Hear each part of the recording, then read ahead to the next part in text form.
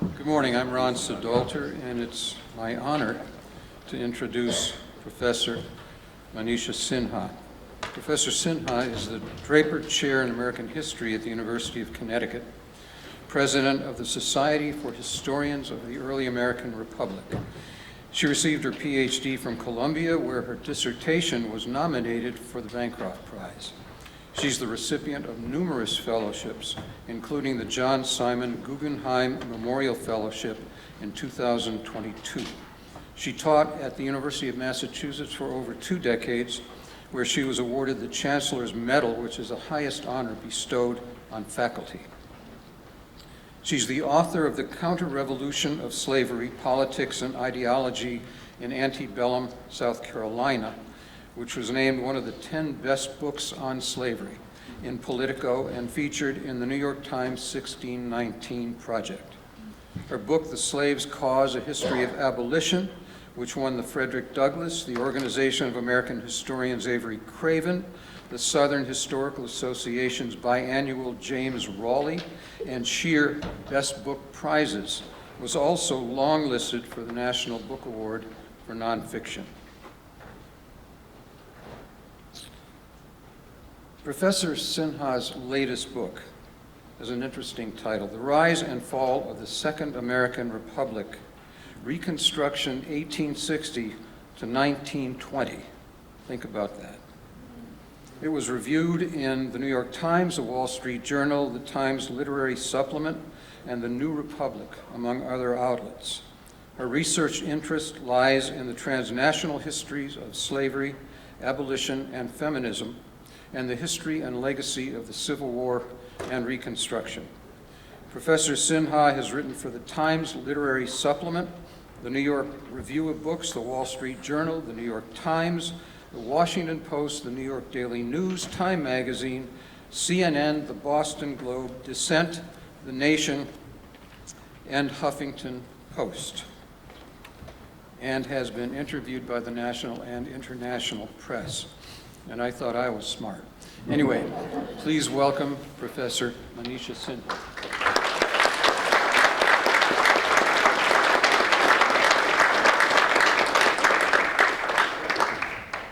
Thank you so much, John, for that generous introduction, and now I have to live up to it.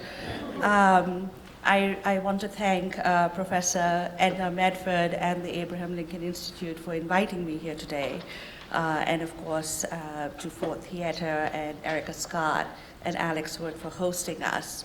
As a big Lincoln fan, I'm somewhat in awe of being here, especially looking at that booth up there. So you just heard a wonderful talk, a detailed talk on a very interesting African-American veteran of the Civil War and his memories of the war. And so that sort of microhistory I find really appealing, but my talk today will sort of zoom up and give you a sort of broad overview of my new book. And it's drawn from this new book on Reconstruction that was published last year, The Rise and Fall of the Second American Republic. So this book focuses on the debate over who is a citizen and the role of the state in expanding or constricting rights and indigenous sovereignty in the aftermath of emancipation and the American Civil War. So that is the broad theme. Now, Reconstruction, of course, is the period immediately, it's usually seen as the period immediately following the Civil War. And its dates extend from 1865, the end of the war, to the so-called Compromise of 1877, with the election of Rutherford B. Hayes to the presidency and the fall of the last Reconstruction state governments in the South. Many historians now dispute whether there was, in fact, compromise.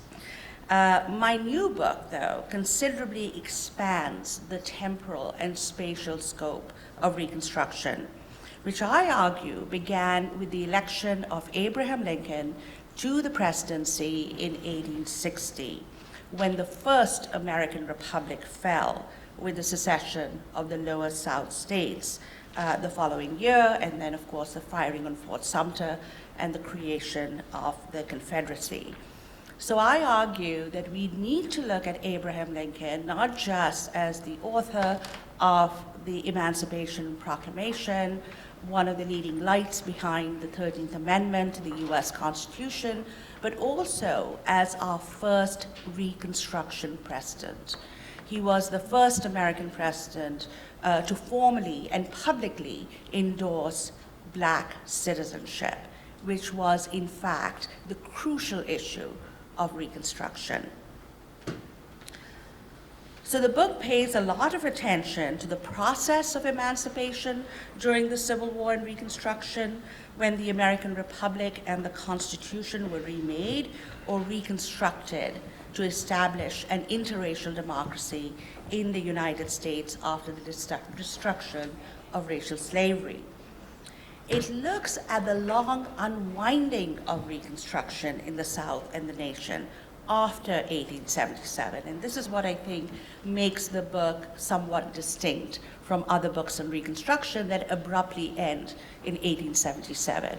In fact, to completely overthrow the gains and the achievements of Reconstruction, we have this extended period when, through violent terrorism and through law, those gains were undone. And without understanding that, we never fully understand the achievements of Reconstruction.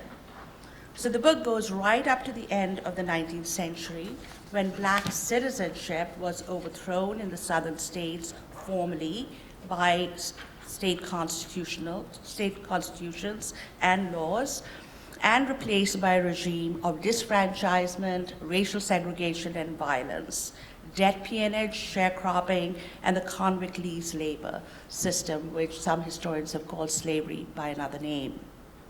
So the crucial question of Reconstruction is this: how did interracial democracy progress under the revolutionary impetus of the Civil War and emancipation? And why did that effort unravel by the end of the 19th century? Reconstruction birthed a national citizenship, expanding the boundaries of political belonging, rights, and claims on the nation state, particularly by the formerly enslaved. Building, quote, a composite nation, a nation of different peoples, of different ethnicities, of different races, as the self-emancipated abolitionist Frederick Douglass put it, was the greatest challenge of the Second American Republic. It was a fraught and contested project. We know, of course, that more than 700,000 Americans died in the Civil War, and nearly 100,000 indigenous people were killed in wars on reservations, in assimilation campaigns during the second half of the 19th century. Around 4 million enslaved people won their freedom and citizenship rights only to be subject to a new regime of racist terror after the destruction of Reconstruction. So books on Reconstruction that ignore that later period miss out on an essential part of that story, the fall of the Second American Republic. Now, despite the emergence of the suffrage movement, women remained disfranchised. This is another aspect of the book that I will highlight. I argue that Reconstruction is also women's history, even though it's not often seen in that manner. Asian immigrants were systematically excluded, beginning with the Chinese exclusion law, which became a prototype for other exclusions in immigration law by 1924. And strikes by all workers of different ethnicities were violently put down. So it is not only the chronology and scope of the book, but its interpretation that is at odds with conventional narratives, which have emphasized how the United States was able to develop a unique and long-lasting experiment in Republican government by expanding the boundaries of democracy incrementally but consistently to groups previously denied inclusion. Now, in this prevailing view, the Anglo-American tradition of liberal democracy is distinct from the more volatile histories of continental Europe, or so the story goes. from simplistic histories of American exceptionalism to more sophisticated analyses of democracy in the Western world, the old view cannot, in fact, explain the violent upheavals of the mid to late 19th century in American history. The Civil War itself and the brutal overthrow of Reconstruction in the South. As President Abraham Lincoln put it in December 1862, quote, "Fellow citizens, we cannot escape history." The Civil War resulted in the destruction of the first American Republic and birth the second. My notion of a second republic comes from the history of French republicanism. Now, of course, that is not a perfect match. The French have had 5 republics and 5 constitutions. The United States instead has remade its republic through constitutional amendments and federal law. But I think it is a useful analogy, especially for those who are unfamiliar with the history of American democracy, with all its twists and turns. And you couldn't have a better case than Reconstruction. In borrowing the terminology of French republicanism to describe events in the United States, I seek to highlight the growth of reactionary authoritarianism in the post-war South, a type of politics that we often associate with the rest of Europe and the Americas. Put simply, the long afterlives of slavery and the downfall of Reconstruction are as important to understanding United States history as are more familiar ameliorative tales about the abolition of slavery and the expansion of democracy and citizenship rights during Reconstruction. Now, the story of the contest between the two is designed to capture an essential and ongoing theme in American history, which was never all one or the other. Again, I depart from much of the new scholarship that instead of capturing this contest, lumps all American history under the all-encompassing frame of racism. Not only that, but the history of the unmaking of Reconstruction reveals the global significance of the first abortive experiment to transform the slaveholders' republic into an interracial democracy, a process which began with President Abraham Lincoln and his administration. So my goal is to put Reconstruction in a broad transnational context and to thereby demonstrate that its long death has as much to tell us as its short-lived triumph. We always hear just that part of the story. We don't hear about the long death. So I'm not arguing that Reconstruction continues until 1900 or 1920. That would be a misreading and a superficial reading of the book.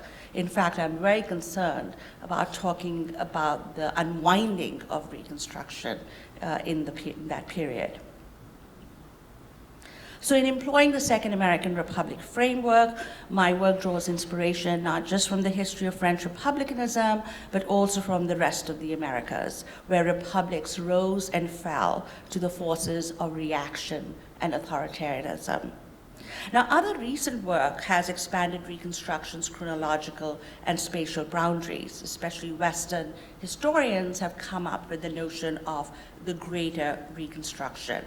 But unlike these histories, I emphasize disjuncture rather than continuity.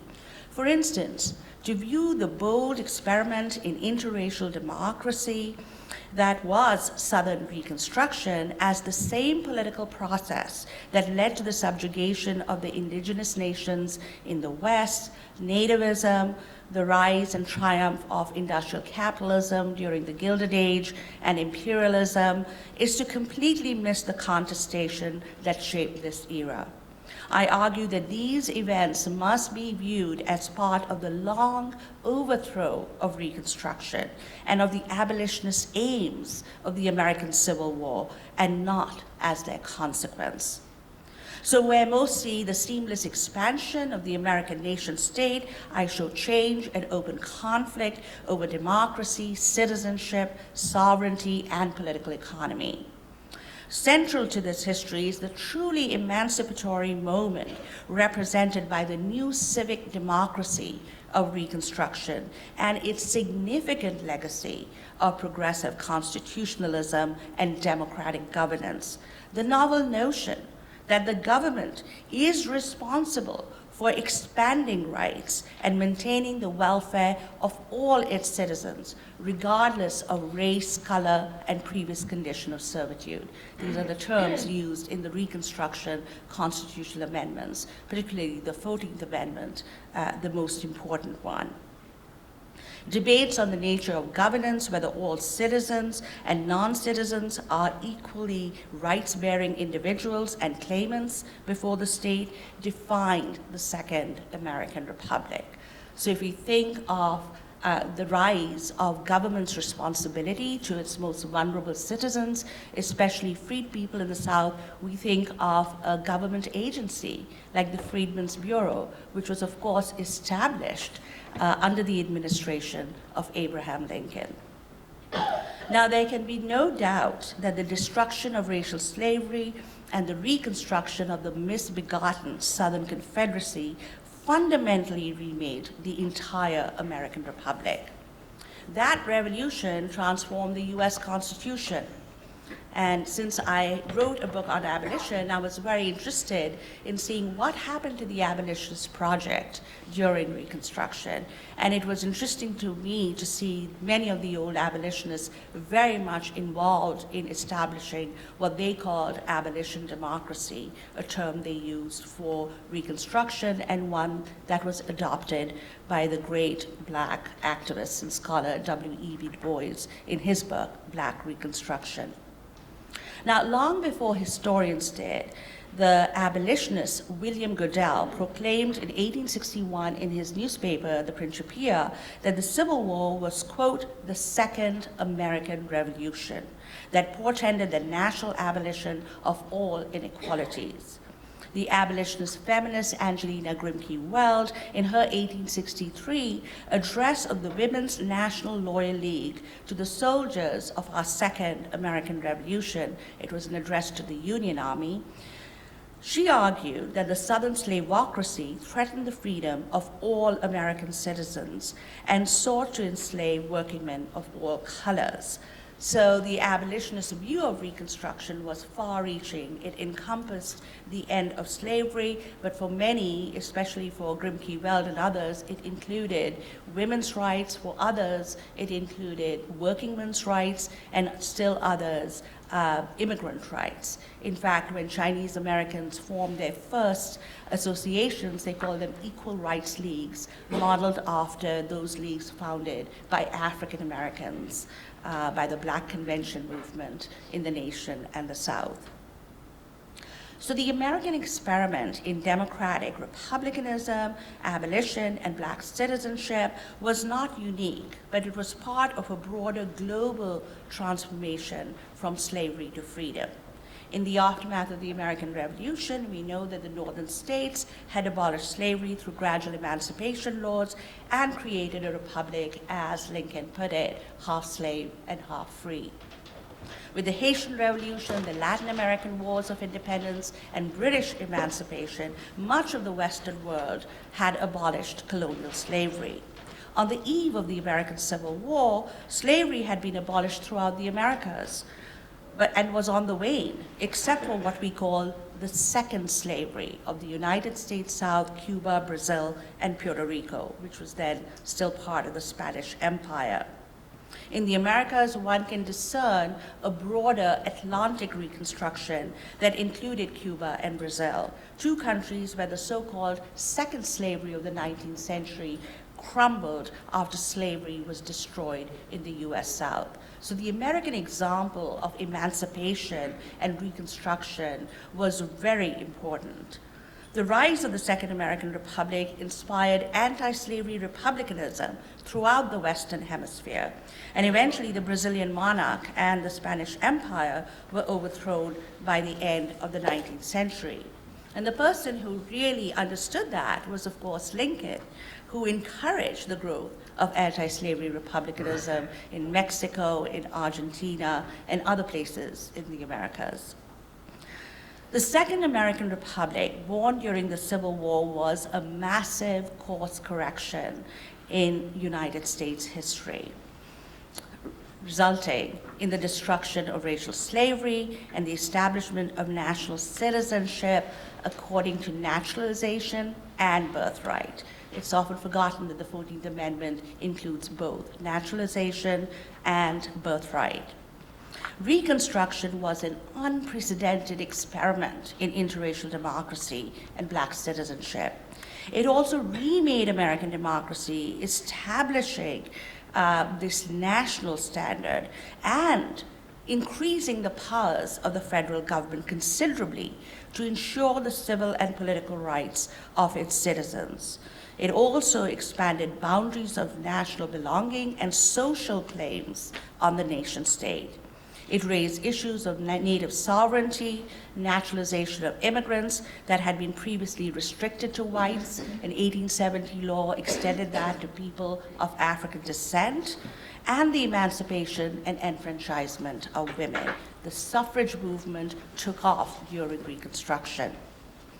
The Reconstruction Constitution and laws that created the Second American Republic would have to be systematically overthrown and misinterpreted by the United States Supreme Court in order to undo the achievements of abolition democracy.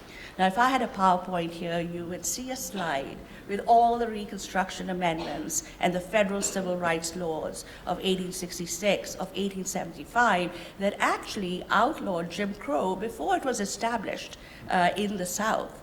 The enforcement acts that gave the federal government powers to put down domestic political terrorism, the establishment of the Department of Justice under the Grant administration. So the defeat of the slave power in the Civil War inspired enslaved and abolitionists all over, in Cuba, Brazil, but the demise of interracial democracy in the United States also contributed to the unchecked emergence of imperialism and reactionary authoritarianism. To fully understand the significance and legacy of Reconstruction, one must grapple not only with the constitutional and legal achievements of this period, but also with its systematic overthrow through a campaign of domestic political terrorism in the South and judicial misinterpretation during the long unwinding of Reconstruction to the end of the 19th century. Now, I extend my purview of Reconstruction to 1920, not by saying that Reconstruction lasted until 1920, but to argue that the 19th Amendment to the Constitution in 1920 that gave women the right to vote was modeled after the 15th Amendment to the US Constitution that gave Black men the right to vote. So it's really Reconstruction's legacy at that point. But the fact that the 19th Amendment was passed after the overthrow of Reconstruction meant that it excluded a majority of African American women in the South.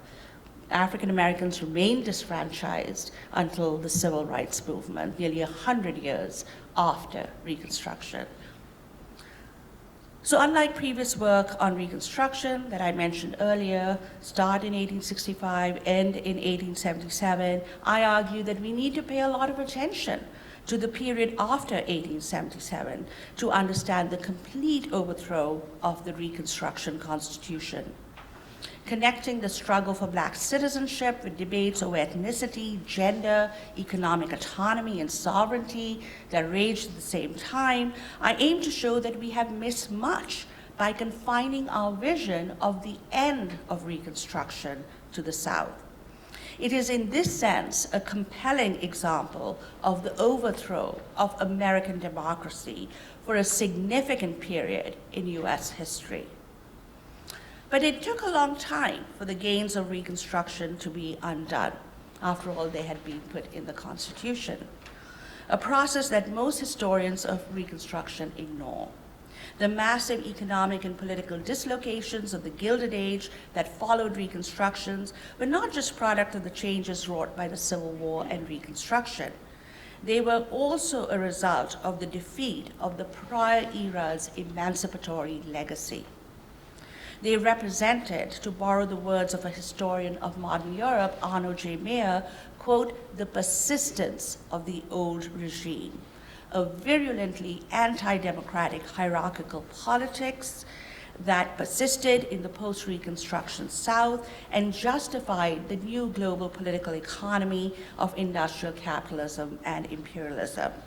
In the end, the defeat of Black freedom would be the defeat of American democracy as a whole, when the United States entered into a period that I call American Thermidor, again borrowing terminology from the history of French republicanism. So we really need to look especially at the crucial decade of the 1890s. This is when Southern state constitutions systematically disfranchised Black men. This is when you have Plessy versus Ferguson that gave the green light to Jim Crow in the South. This is when you have the Wounded Knee Massacre in 1890, which was a death knell for Native sovereignties. In the 1880s and continuing to the 1890s, you have exclusionary immigrant laws increasingly around issues of ethnicity and race. By the 1920s, preference was given not just to European immigrants, but Northern and Western Europeans from Germany, Norway, Denmark, etc. And even Southern Europeans were seen as, quote, lesser whites. So this is a kind of falling out of Reconstruction's radical racial egalitarianism. And instead, what you get is just the opposite. Another primary theme of my book is the ongoing tension between democracy and capitalism, with the latter's historical entanglement in slavery and imperialism and their long afterlives. There's a whole school of historians that has now talked about the connections between Southern slavery and Northern capitalism. But it is only after the Civil War, with the industrial takeoff in the United States in the 19th century. This is when the United States replaces Britain as the leading industrial power in the world, and if not the leading imperium in the world. The reconstruction of capitalism proved to be successful in the nation, even as its reconstruction of democracy faltered. It is the story of the unwinding of that legacy during this period that can tell us much about the afterlives of slavery, the persistence of unfree labor, peonage in the South and in the West among indigenous people, and the contest, which had actually been outlawed by Congress during Reconstruction, and the contested triumph of industrial capitalism that reinforced domestic social hierarchies, created novel forms of economic inequality, and inaugurated the global race for empire in the United States. So democracy in American history has always been challenged, rigorously challenged, by forces of political and economic reaction. The rapid industrialization of the country and the dismal conditions of labor that followed Reconstruction made a mockery of the free labor ideology of the victorious North. This was the era, of course, of robber barons, monopoly capitalism, and what many labor activists called wage slavery. New wars and imperial dreams of empire, inspired by the regime of racist apartheid in the post-Reconstruction South and the conquest of Western Indian nations, further hobbled American democracy at home and abroad. The final conquest of the West and destruction of indigenous sovereignties paralleled the overthrow of Southern Reconstruction and pointed the way to the rise of a formal and informal overseas American empire as the United States government was fully diverted from emancipatory to imperial aims. So again, in the 1890s, you of course have the Spanish-American-Cuban War and the rise of a formal overseas American empire. By the end of the 19th century, US empire would subject people from the Caribbean to the Philippines to colonial rule. The demise of the Second American Republic inaugurated an era of hierarchy and inequality rather than the one of equal citizenship promised by the war for emancipation and Reconstruction. So the international significance of the fall of the Second American Republic was evident in the lessons that Western imperialists drew about the supposed impossibility of interracial democracy, about the necessity of ordering, quote, the relations between ruling and subject races, and the notion of, quote, the unfitness of non-white races for political rights. Pronouncing Reconstruction in the South a failure and the conquest of the West a success, the United States joined European nations in the scramble for empire. Most Americans, one historian observes, quote, internationalize the race problem, identifying the common backward characteristics of all non-white peoples, as well as a common superiority of Anglo-Saxons around the world, unquote.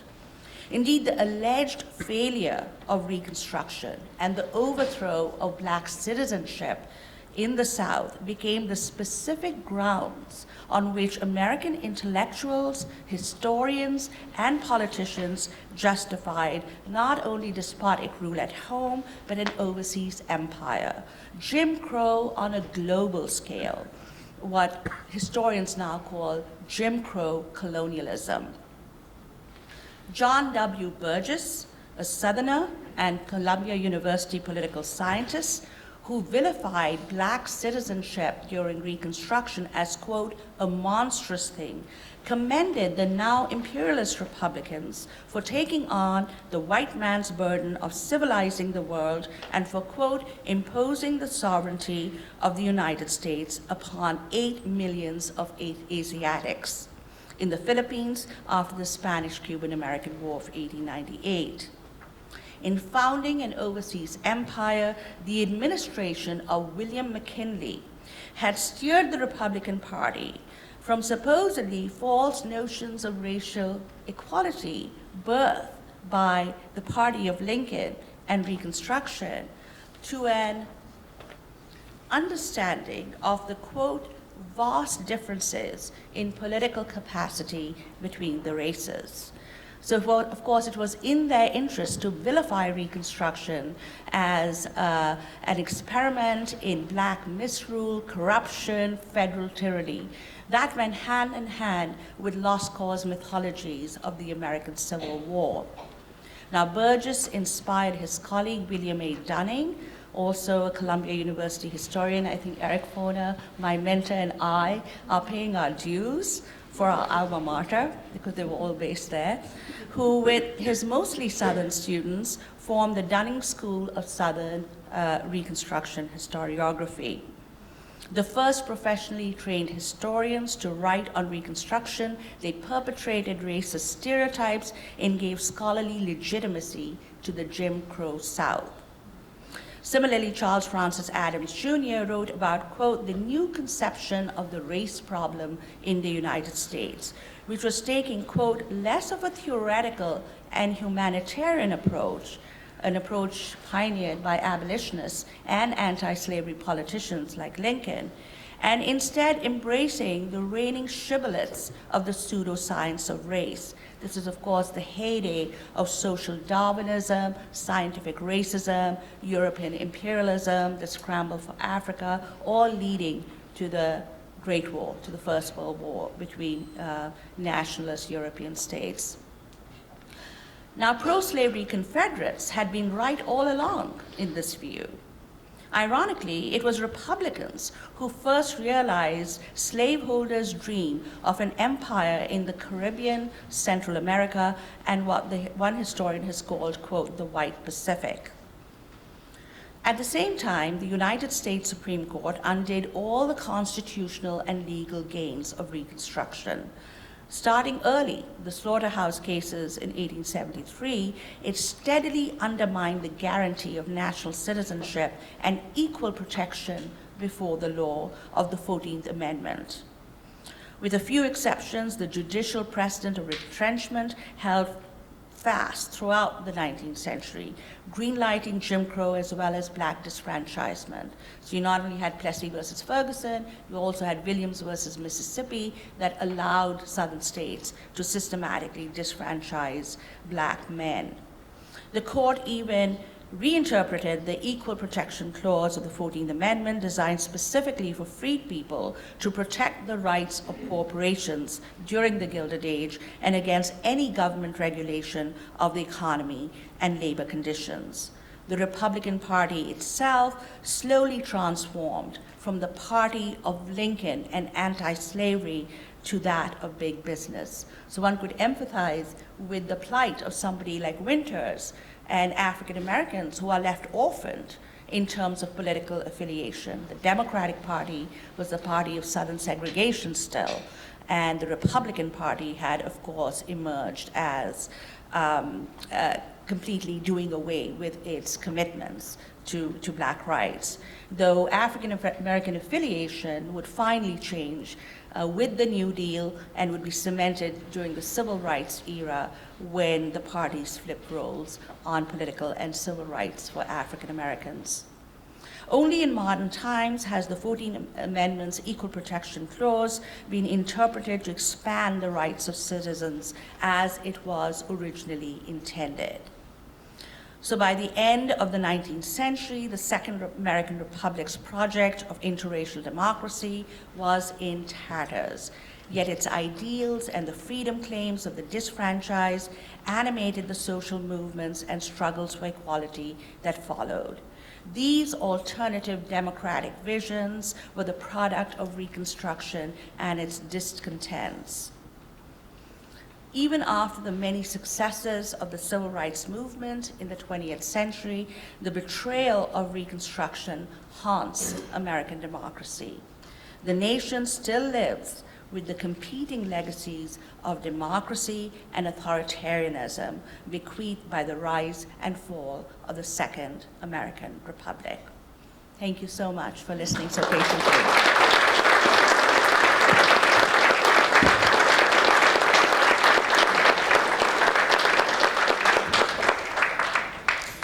All right. As we did at the first speaker, please feel free. I see you all asking those questions. You all are paying attention. But please do continue to filter in your questions for the next few minutes while we do this short Q&A with Professor Sinha. All right, you ready? I'm ready. Dr. Sinha, does the Second American Republic and similar offer ideas for breaking the cycle of democratic progress undone by reactionary authoritarian forces? That's a loaded question. People have asked me often when I've done book talks on, well, where are we at now? Is this the third, fourth American Republic? And in fact, I'm writing a piece on the Third American Republic, founded with the New Deal and cemented by the Civil Rights Revolution. We often call the Civil Rights Movement the second reconstruction of American democracy, and we know that there are activists and scholars today calling for a third reconstruction of American democracy. But I would definitely say that we now live in a period of contestation over the legacies of the Third American Republic, which really does harken back to the first Reconstruction. These are debates over citizenship, over immigration, over the role of the nation state, the role of the state government, the New Deal state. These are questions over civil rights protections, over voter suppression. In fact, if you look at the Civil Rights Act of 1964, it reproduces the Civil Rights Act of 1875 that the Supreme Court had declared, quote, unconstitutional. Or if you look at the Voting Rights Act of 1965 that finally got rid of black disfranchisement in the South, its title says to enforce the 15th Amendment to the United States Constitution of 1870. So with Shelby County versus Holder in 2013, the Supreme Court, our present Supreme Court, gutted the Voting Rights Act of 1965. So we are still living with that contestation. in this third American Republic. What parallels do you see between America's history of slavery and India's Hindu caste system? That's a great question. I'm an Indian American. I guess I'm the first Indian American president of the Society for Historians of the Early American Republic. And I grew up in India. I came to this country as a graduate student when I was 21 years old. And I've now lived longer in this country than I did in the country of my birth. The caste system in India is a very complicated, ancient system. There's a scholar, a writer, Isabel Wilkerson, who actually did an interesting comparison between the caste system in India and racism in the United States and anti-Semitism and Nazism in Germany. So I would refer you to her. But I think it's very difficult to do a complete match between the caste system and racial segregation in the United States, mainly because they're just very different systems with very different origins. I would say the more apt comparison would be to look at the ways in which most former slave societies in the Americas have dealt with the question of race and black citizenship in their own countries. And I know a lot of good comparative work that is being done there. There are others who have compared, the end of Russian serfdom with the end of American slavery, etc. So we can draw some of these global comparisons, but I think it's very important also to look at the vast differences between the persistence of racial inequality and the persistence of caste disabilities in India. I will say, though, that when Dr. King visited India, and my father actually met him, when he did that, he was inspired, of course, by Gandhi's notion of nonviolent struggle against evil. And he was very interested in the Indian Constitution's system of reservations for what is known as the scheduled caste, the lower castes, and came back with that idea of affirmative action to the United States. Dr. King is often quoted wrongly, I think, about that issue, but he was very taken with this idea that there should be some form of repair to harm done to people who've been oppressed for centuries. In what ways did women's suffrage movement between 1900 and 1920 utilize the memory and or image of Abraham Lincoln? That's a great question. Lincoln, his Bible was the Declaration of Independence. He always quoted that. And we know when Elizabeth Cady Stanton wrote the Declaration of Sentiments, she also used the Declaration of Independence to vindicate the rights of women. The suffrage movement tried to appropriate, I would say, Lincoln's legacy, because they said that there was one speech where Lincoln said that if you paid taxes, you should be allowed to vote. And he seemed to indicate that that might include women. Of course, we know that Lincoln did not make any pronouncement on the issue of women's rights at all. So I think it was kind of an appropriation. But they did want to appropriate the legacy of expanding the boundaries of democracy through progressive constitutionalism. That was what happened during Reconstruction, and that's what they wanted. They wanted a constitutional amendment, not a federal law, even though they fought at different state levels, and in fact got the right to vote in many states in the West before the 19th Amendment. But they definitely wanted that amendment. That was a legacy of Reconstruction. But as I said earlier, because they fought after the downfall of Reconstruction, they made a lot of compromise with Southern white suffragists. Many of these Southern white suffragists didn't want federal laws or constitutional amendments. And when they wanted suffrage, they wanted to exclude black women. So they made a lot of expedient compromises on the issue of race, even though there were many black women who fought for suffrage.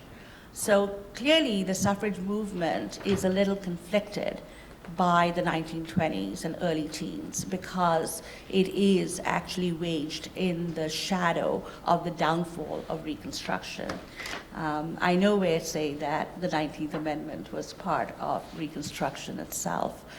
It was inspired by the legacy of interracial democracy, but as I say in my book, inaugurated by Lincoln. That's often forgotten, that Lincoln actually inaugurated that process. I think we have time for one more. This is an interesting one about your views on the future. Can you see the next American Republic in the view of automation in terms of AI and quantum computation revolution? I think my sons, who are STEM graduates and working in that field, are more adept at answering that question than I am. But I, like Lincoln, am a big believer in the concept of natural rights and human rights. That's the founding idea of American republicanism. And when we're talking about AI, I always tell my students, you can use AI to manage vast amounts of your research data. Sometimes you could even plug in a really badly written letter from the 19th century, a bad handwriting. Alexander Stevens, he had the worst handwriting. I mean, also a bad cause, but also had a bad handwriting. You can plug that into AI and get them to transcribe it for you, but make sure you check yourself. So you can get them to do, I'm not a Luddite. You can get them to do historical research for you, but don't get them to write your paper. Because you're not using your brains then. I count that as plagiarism, as bad as plagiarism, because you're not using your own creative insights into writing something. So I think you're too enamored sometimes by new technologies. We have to remember, as the great Thomas Kuhn said in the History of Scientific Revolutions, that all scientific progress needs to be managed by human commitments to human creativity, to human rights, to our founding, constitutional order, to our republic. And I say this very much aware that we are on the eve of the semi-quincentennial, which is just a fancy way of saying the 250th anniversary of the founding of the American Republic, for which Lincoln gave his life. All right, thank you so much. You can meet up with Professor Sinha in the lobby for a book signing. Thank you, everyone.